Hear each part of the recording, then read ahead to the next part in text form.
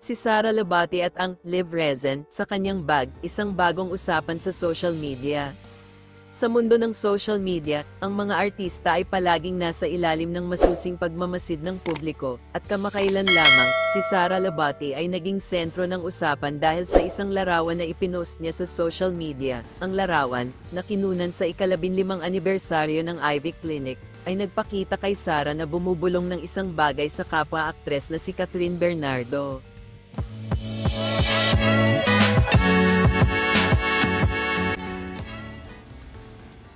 Ngunit ang tunay na nakakuha ng atensyon ng mga netizens ay ang bagay na nakita sa loob ng bag ni Sara. Ang bagay, na nakasulat ng Live Resin with Liquid Diamond, ay nagdulot ng malaking kontrobersya sa online.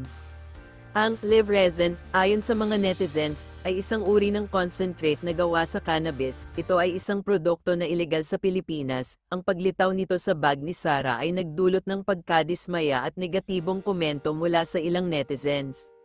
Samantala, ang presensya ni Sara sa kaganapan ay nagdulot din ng usapan tungkol sa kanyang estranged husband na si Richard Gutierrez, na kasalukuyang nakikipag-date sa aktres na si Barbie Imperial. Ang dalawa ay nakitang magkasama sa kaganapan, na nagpaalala sa mga netizens ng nakaraang komento ni Barbie sa larawan ng kasal ni Sara at Richard.